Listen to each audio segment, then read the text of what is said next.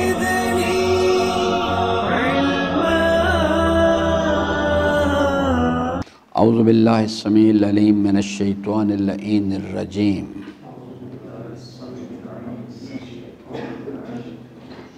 بسم اللہ الرحمن الرحیم. قد افلح المؤمنون الذین هم فی صلاتهم خاشعون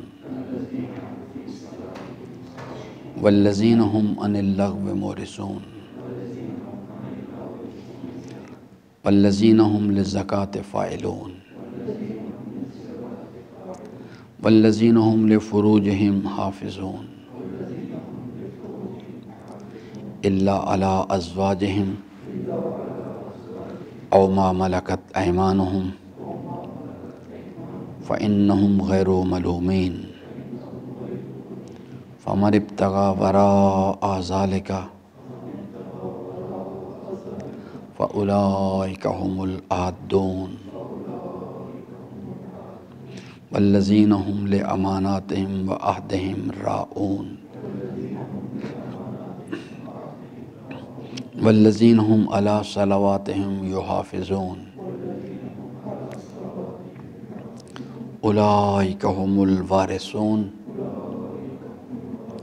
الذین یرثون الفردوس هم فیہا خالدون. صدق اللہ مولانا العظیم وصدق رسولہ الکریم وصلی اللہ علی سیدنا ونبینا محمد وآلہ الطاہرین. ربی اشرح لی صدری ویسر لی امری واحلل عقدۃ من لسانی یفقہوا قولی. حضرات محترم، سورہ مبارکہ مومنون کی ان آیات میں ہم اپنی بات کر رہے تھے، اور اللہ تبارک و تعالیٰ نے بیان فرمایا کہ یعنی اگر ایک انسان جو ہے وہ ایمان کا دعویٰ کرے اور اس کے بعد اپنے ساتھ اپنے کے اندر یہ کردار پیدا کرے تو وہ شخص فلاح و کامیابی سے ہمکنار ہو جائے گا. یہ فلاح و کامیابی سے ہمکناری کے لیے جو آج میں چیز عرض کرنا چاہتا ہوں، وہ ہماری بحث جو تھی ایمان از نظر مومن از نظر قرآن، اس کو ذرا دوبارہ سے اسے دہرائیں تاکہ اس کے ساتھ اس کو جوڑیں. یہاں پر ذکر کیا گیا ہے ایک کردار کا، اور یہ جو اشتباہ ہے یہ بہت پرانا ہے اس تاریخ انسانی کے سفر میں، کہ یعنی انسان جو ہے وہ صرف زبانی ایک دعویٰ جو ہے اس کو ایمان سمجھتا ہے. میں نے آپ کی خدمت میں عرض کیا تھا کہ حضرت امیر المومنین کے اس ارشاد گرامی کو یعنی ایک دلیل بنا کے لوگوں نے کہ حضرت سے پوچھا گیا کہ ایمان کی تعریف کیا ہے، تو فرمایا کہ الیقین کلو، تمام کا تمام یقین ہے. تو وہ اس کو بنیاد بنا کے لوگوں نے عمل سے دوری اختیار کی اور کہا کہ امام علیہ السلام کا فرمان گرامی ہے کہ جناب الیقین کلو، بس ہمارا یقین ہے، اس کے بعد ضرورت کسی چیز کی نہیں ہے عمل کی منزل میں. پھر امام صادق علیہ السلام سے جب اس مسئلے کو ان کے سامنے پیش کیا گیا ان کی خدمت میں کہ لوگ جو ہیں وہ ایمان مومن ہونے کا اعلان کرتے ہیں، دعویٰ کرتے ہیں، مگر عمل اور کردار میں ان چیزوں کی طرف نہیں جاتے جن کا اللہ تبارک و تعالیٰ اور اس کے رسول نے تقاضا کیا ہے. تو امام علیہ السلام نے فرمایا کہ وہ لوگ اشتباہ کرتے ہیں. ایمان جو ہے العمل و کلو، تمام کا تمام عمل ہے. کہ اگر ایک انسان جو ہے وہ یہ کہتا ہے کہ وہ مومن ہے اور وہ جو تقاضا ہے ایمان کا کہ وہ ان امور سے گریز کرے جس سے اللہ تعالیٰ نے منع کیا ہے، اور ان تمام امور کو اعمال کو بجا لائے جن کا تقاضا کیا ہے، اور تو اگر وہ یہ اعمال انجام دیتا ہے تو یہاں پر یہی بات کہی گئی ہے کہ قد افلح المؤمنون. اگر ایمان کے دعوے کے بعد یہ چیز جو ہے یہ کردار انسان اپنے اندر پیدا کرے تو پھر وہ فلاح و کامیابی سے ہمکنار ہو جائے گا. یہ میں اس کی یعنی تکرار میں اس لیے بار بار کرتا ہوں کہ اس وقت یعنی پاکستان میں ایک بڑی زبردست یلغار ہے اس چیز پر. یہ لوگ جو ہیں جو اس قسم کے جو یہ حضرت امیر المومنین علی علیہ السلام کے بارے میں، علی اللہ، علی رب،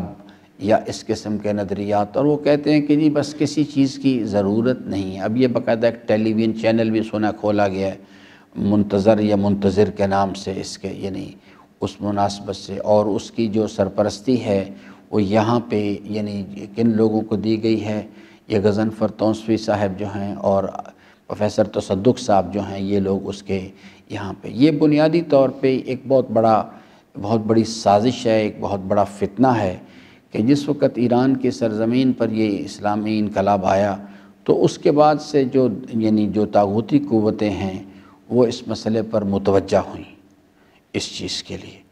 اور انہوں نے پہلے مرحلے میں اس انقلاب کو، جس کو کہ جو امام خمینی رضوان اللہ تعالیٰ علیہ نے فرمایا تھا کہ یہ انقلاب جو ہے کوئی نہ شیعوں کا ہے، نہ سنیوں کا ہے، نہ صرف مسلمانوں کے لیے ہے، بلکہ یہ ما برائے مظلومان جہان قیام کردہ، یہ مظلومان جہان کے لیے روئے زمین سے ظلم کا خاتمہ اور عدالت کا قیام، اس مقصد کے لیے انقلاب برپا کیا گیا. ان حضرات نے پہلے اس چیز کو ایک پروپیگنڈا جو ہے شروع کیا، اور اس کے لیے انہوں نے وسائل فراہم کیے، مالی وسائل اس میں، اور انہوں نے اس چیز کو کہ جناب یہ ایک شیعہ انقلاب ہے. عالم اسلام کے اندر یہ پروپیگنڈا کیا گیا کہ یہ شیعہ انقلاب ہے، تاکہ سنی حضرات جو ہیں وہ جو عالم اسلام کے وہ اس سے علیحدہ ہو جائیں. اور آپ صورتحال اس چیز کی ابتدائی انقلاب میں یہ صورتحال یہ تھی، بہت لوگوں نے اس کے اثر قبول کیے، لیکن 1983 تک آتے آتے یہ چیز جو ہے یہ اس 4 سال کے عرصے میں ہی انہوں نے اس کے اوپر باقاعدہ کام کیا. 1980 میں پلاننگ کی گئی اس چیز کے لیے، اور اس چیز کو ایک اور پاکستان کی سرزمین پر تمام بلاد اسلام کے اندر یہ کام کیا گیا، اور پاکستان کی سرزمین پر یہ کام جو ہے اس کو باقاعدہ طور پہ یہاں پہ لوگوں کو خریدا گیا باقاعدہ اس کام کے لیے، کراچی میں سواد اعظم کے عنوان سے، اور پھر 1984 میں سپاہ صحابہ بنا دی گئی اس چیز کے لیے. ایک باقاعدہ طور پہ اس چیز کو ایک اسلامی انقلاب کی بجائے اس کو شیعہ انقلاب کے طور پہ لایا گیا. اس میں دونوں طرف سے باقاعدہ کام کیا گیا. پھر اگلے مرحلے میں اس چیز کو جو آگے آیا گیا، اور اب اگلا مرحلہ ہے کہ شیعوں کے اندر آپس میں تقسیم کی جائے اس چیز کے لیے. اور وہ جو نظریہ امام خمینی رضوان اللہ تعالیٰ علیہ نے دیا ہے، اور اس کو آج کل رہبر معظم کی سرپرستی میں وہ تحریک آگے کی طرف چل رہی ہے، شیعوں کے اندر اختلاف پیدا کیا جائے اور اس چیز کے لیے ان کو آپس میں منتشر کیا جائے، اور ان کو جو اس تحریک کا ساتھ دینے سے روکا جائے. یہ اس کے اوپر بڑی تفصیل تیزی کے ساتھ اور بڑی تفصیل کے ساتھ کام ہو رہا ہے. افراد خریدے گئے ہیں باقاعدہ طور پہ، اور اس کی جو ذمہ داری ہے اور رہبر معظم نے باقاعدہ اس پہ بڑی تفصیل سے اپنے بیانات جو ہیں وہ دیے ہیں کہ یہ جو تسنن امریکائی اور تشیع انگلیسی جو ہے یہ باقاعدہ طور پہ ایک پروگرام ہے. اس کے لیے ٹاسک جو دیا گیا ہے وہ ہے MI6 کو دیا گیا ہے، برطانیہ کی جو انٹیلیجنس ایجنسی ہے. وہ لوگ کام اس کے اوپر اور بھی بہت سارے آرگنز کام کر رہے ہیں، لیکن ان میں سے ایک ٹاپ آف دا لسٹ جو لوگ ہیں وہاں پر ایک صاحب ہیں باقاعدہ، وہ اپنے آپ کو آیت اللہ کہتے ہیں، صادق شیرازی صاحب. وہ صاحب جو ہیں ان کے سرپرستی میں آگے گلوبل لیول پہ پتہ نہیں کتنے ٹی وی چینلز چل رہے ہیں اور کتنی دیگر چیزیں. یہ جو میں نے ذکر کیا ہے آپ کی خدمت میں، یہ بھی اسی سلسلے کی ایک کڑی ہے اس چیز کے لیے، تاکہ یہاں پہ باقاعدہ طور پہ اس قسم کے انحرافی نظریات جو ہیں وہ پٹ اپ کیے جائیں، معاشرے کے اندر ان کو لایا جائے، کہ جس کے ذریعے سے لوگ جو ہیں وہ تشیع کے بارے میں جو نظریہ ہے کہ شیعہ کافر ہیں، وہ ایک چیز باقاعدہ طور پہ اس کو اسٹیبلش کیا جا سکے، بتایا جا سکے دیکھیں جی یہ ان کے نظریات ہیں اس چیز کے لیے. آپ وہ ایک یوٹیوب پہ دیکھتے رہتے ہوں گے، توصیف الرحمن راشدی نامی ایک صاحب ہیں جو کہ شاید اہل حدیث سے ہیں، یا وہ یہ جو وہابی نظریات کے کو آگے بڑھاتے ہیں. وہ باقاعدہ طور پہ جس وقت یہ شیعہ حضرات کے بارے میں تبصرہ کرتے ہیں اور یہ کہتے ہیں یہ کافر ہیں، تو وہ باقاعدہ طور پہ اس کے غضنفر توسوی صاحب کے اور دیگر پروفیسر تصدق صاحب اور اس قبیل کے جو لوگ ہیں ان کے جو ویڈیو کلپس ہیں وہ سامنے لے کے آتے، وہ کہتے دیکھیں جی یہ آپ یہ سن لیجئے اس چیز کو، یہ بنیادی طور پہ ان کا یہ نظریہ اس چیز کے لیے، یہ ایک باقاعدہ ایک عالمگیر سازش ہے جس کے تحت یہ باقاعدہ طور پہ کام ہو رہا ہے۔ اور یعنی وہ جو استعمار ہے جس کو یعنی خطرہ ہے، وہ جو مابرائے مظلومان جہان قیام کر دیں، وہ جو مظلومان جہان کو جس ظلم سے نجات دلانی ہے، وہ جو ظالمان ہیں چاہے وہ علاقائی سطح پہ ہیں، ملکی سطح پہ ہیں یا بین الاقوامی سطح پہ، وہ اس سے خطرہ دیکھ رہے ہیں۔ عدالت کا قیام ان کے لیے ایک موت کا پیغام ہے، تو وہ اس چیز کو اپنے لیے بہت بڑا خطرہ محسوس کرتے ہیں۔ اس لیے جو یہ امر لازم ہے کہ جو قرآنی حقائق ہیں سیرت رسول اسلام سلام اللہ علیہ کی روشنی میں اور ان کے جانشینان برحق کی روشنی میں ان کو حقائق کو یعنی کھول کر بیان کیا جائے، لوگوں کو سمجھایا جائے اس چیز کے لیے، تاکہ وہ کل اس مسئلے میں یعنی کسی قسم کے اشتباہ کا شکار نہ ہوں، یا کم از کم اتنا یہ ہو کہ یعنی جب ان سے پوچھا جائے کہ الم یاتکم نذیر، تو ان کے پاس کوئی اس کا جواب موجود نہ ہو اس چیز کے لیے۔ یہ یعنی نظریات جو ہیں کہ یعنی اللہ، علی، رب یا اس قسم، یہ تمام نظریات جو ہیں یہ کفر کے نظریات ہیں، ان کا اسلام سے کوئی تعلق نہیں ہے بالکل بھی۔ اگر یہ چیز جو ہے یا اس قسم کے نظریات کے یعنی جو میں میں نے کئی مرتبہ خطبات جمعہ میں بھی عرض کیا کہ حضرت علی علیہ السلام جو ہیں وہ یعنی امیر المومنین ہیں، اور اللہ خود فرماتا ہے وَاللَّهُ الَّذِي لا الہ الا هو الملک القدوس السلام المؤمن المہیمن العزیز الجبار المتکبر سبحان اللہ عما یشرکون۔ تو یعنی اپنی تعویل کرتے ہیں، کہتے ہیں دیکھیں جی اللہ تعالیٰ خود فرماتا ہے کہ میں مومن ہوں، اور حضرت علی علیہ السلام امیر المومنین۔ یہ نظریات جو ہیں بالکل خالصتاً کفر کے نظریات ہیں، ان کا اسلام سے، تشیع سے کوئی تعلق نہیں۔ امیر المومنین اللہ تعالیٰ کے اولیاء میں سے تھے، اللہ تعالیٰ کے نیک بندے تھے، اللہ کے بندے تھے، ہمیں اللہ کا بندہ بنانا چاہتے تھے۔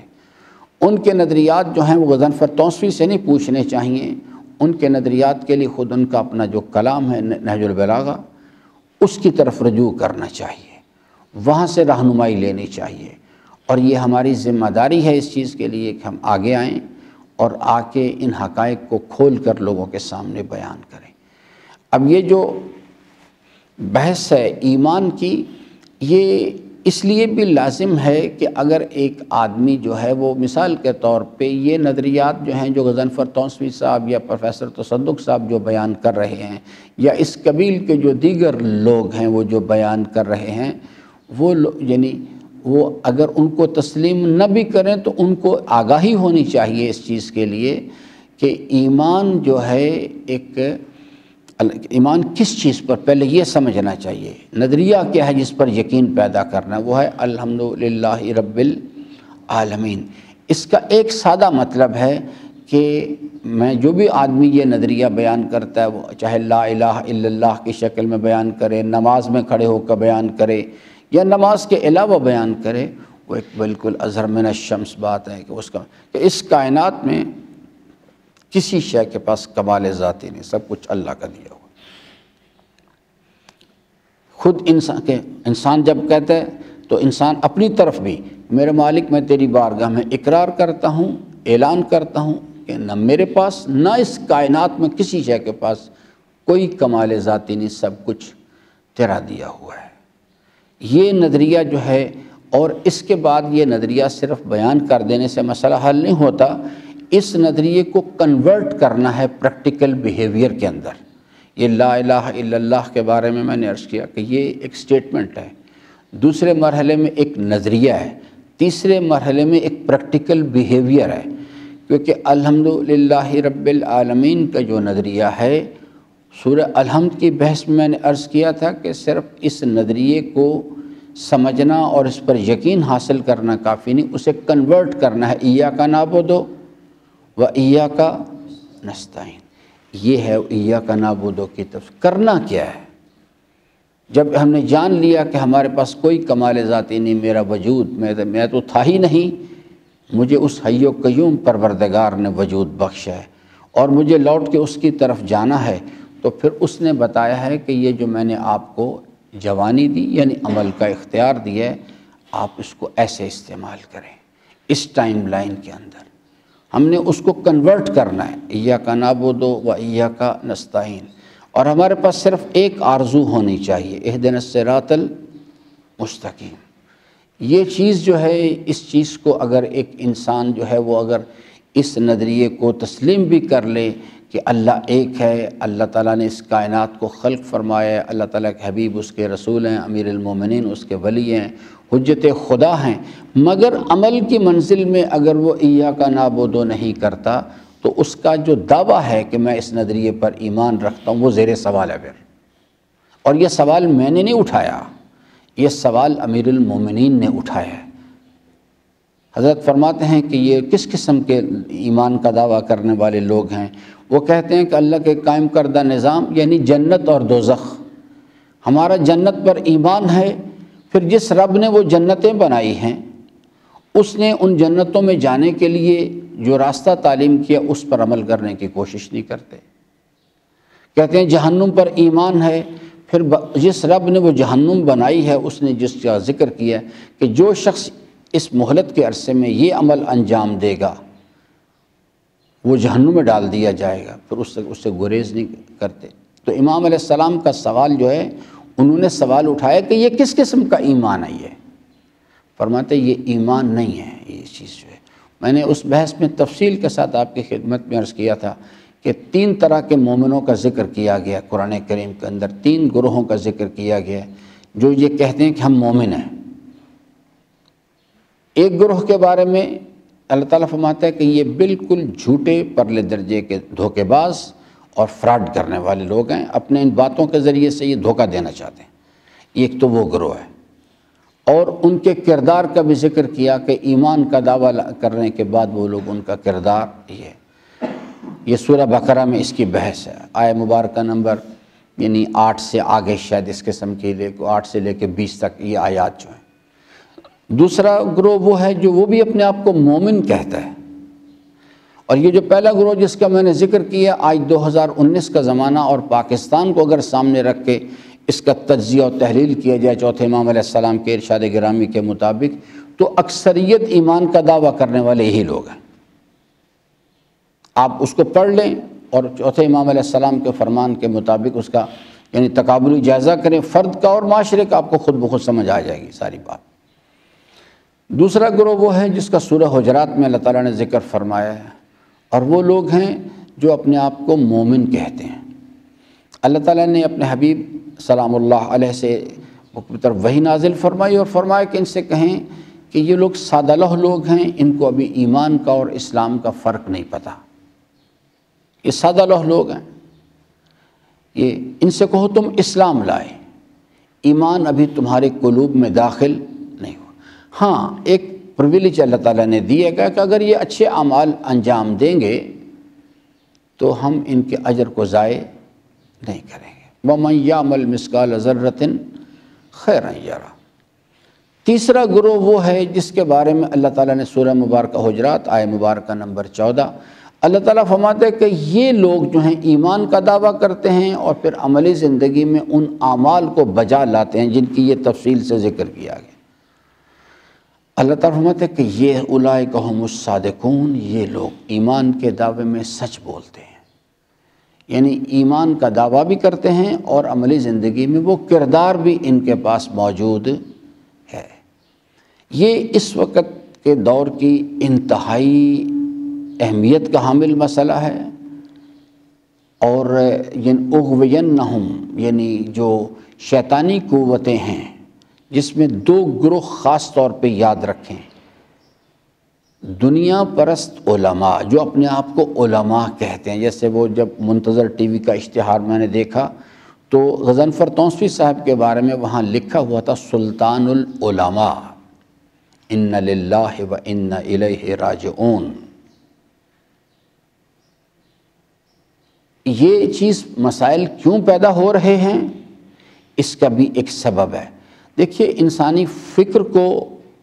یا انسانی معاشروں کو اب خلا میں نہیں چھوڑ سکتے۔ جو ہمارے امام علیہ السلام نے، چھٹے امام نے نصیحت فرمائی تھی کہ اپنی آنے والی نسلوں کو، اپنی نوجوان نسل کو تعلیمات محمد و آل محمد، قرآن اور اہل بیت کی تعلیمات سے آشنا کرو، آراستہ کرو۔ ایسا نہ ہو کہ دشمن آئے اور ان کو آ کے اغوا کر کے لے جائے۔ اغوینہم و اذلنہم، چونکہ وہ لوگ جو اپنے آپ کو علماء کہتے ہیں، وہ اپنے آپ کو دین کا ٹھیکیدار کہتے ہیں، ان لوگوں نے اپنی ذمہ داری کو پورا نہیں کیا۔ صرف توضیح مسائل چھاپ کے تو اس کو معاشرے میں، اور وہ بھی قیمتاً بیچنا،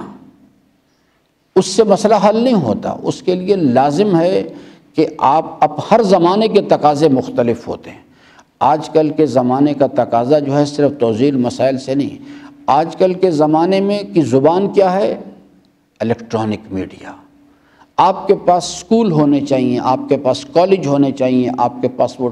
جو صبح شام ایسے ٹی وی چینل ہونے چاہیے، ویب ٹی ویز ہونے چاہیے جو صبح شام بمبارمنٹ کریں لوگوں کے ذہنوں کے اوپر اس چیز کی، قرآنی حقائق کی، قرآن کیا کہتا ہے، اہل بیت علیہ السلام کیا کہتے ہیں، ان کی سیرت کیا چیز ہے۔ اگر صرف ہم دعائے کمیل ہی صحیح شکل میں پیش کر دیتے زمانے کے سامنے اور لوگوں کو پتہ ہوتا، تو آج توصیف الرحمن راشدی صاحب کو یہ ہمت نہ ہوتی کہ وہ غضنفر توسوی صاحب کے جو ویڈیو کلپس ہیں اٹھا کے دکھاتے ہیں لوگوں کو۔ یہ بہت بڑی کوتاہی ہوئی ہے اور ہو رہی ہے اس وقت بھی۔ ہمارے پاس اپنی نوجوان نسل کے لیے اپنے تعلیمی ادارے ہونے چاہیے، اسکول، کالج، یونیورسٹیز ہونی چاہیے ہمارے پاس، اور وہاں پہ دونوں چیزیں، علوم جدید بھی اور علوم دین بھی، علوم انسانی بھی وہاں پہ صرف، اور علوم اسلامی کی صرف ٹیچنگ نہیں، تربیت بھی ساتھ ہونی چاہیے۔